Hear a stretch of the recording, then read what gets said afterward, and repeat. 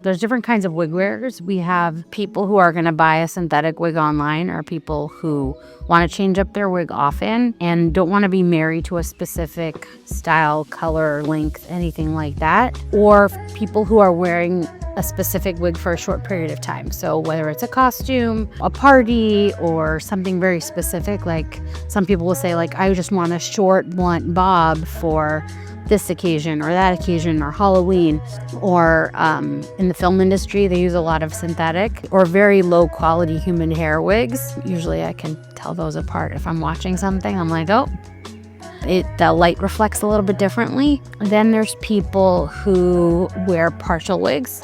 So there's something called a fall, which is like a partial wig that starts around here, and you wear it with a headband, or you can blend your own hair. You can wear it with a beanie or a hat. That's just one style of wearing a wig. Another demographic that will wear wigs are kind of like those halo extensions. Have you ever seen those? Where they have like a thin piece of string, like fishing string, and then like the top is theirs and the rest is like extensions. It's nice because you have the option of the length. You can easily put it on, take it off, but you're not committed to like an installed hair extension. So let's say you want to have long hair today, shorter hair tomorrow, you can put in your halo extensions.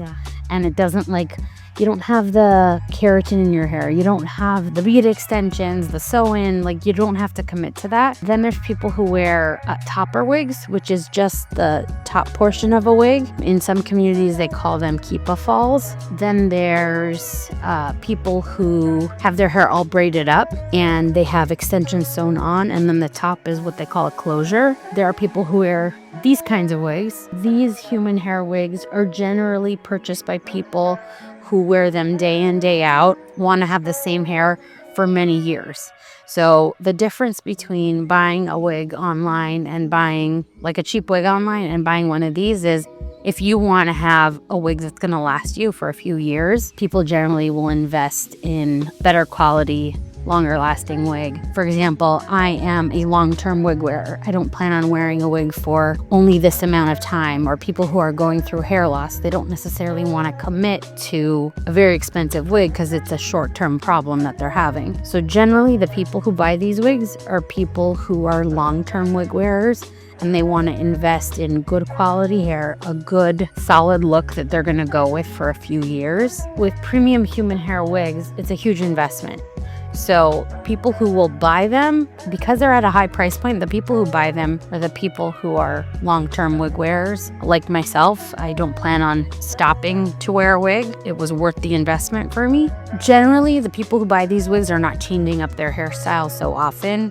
So they might purchase a longer wig at the beginning of this wig's life, let's say, and then we'll cut it a little bit shorter, and then at the end of the wig's life, we'll cut it really short. And at that point, it's usually very depreciated, but you can still get a little bit more life out of it. You do have to take care of wigs. It's not like a hat where you just put it on, take it off. They do have to be washed. They do have to be styled. Especially in California, the color fades really fast.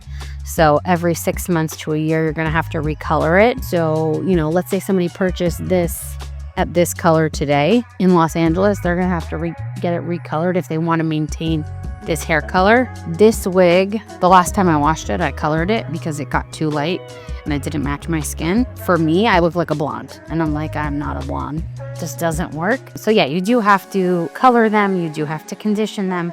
Now, I don't recommend doing it at home yourself unless you know what you're doing. Anybody who wants to learn, I'm happy to teach them how to shampoo and style it themselves at home. Most of the time, people just go to a wig stylist to have it styled and taken care of because it isn't so easy, but some people are capable of doing it themselves. It gets a little funky because there's a lot of components of a wig. This is a lace top wig. The whole top is lace.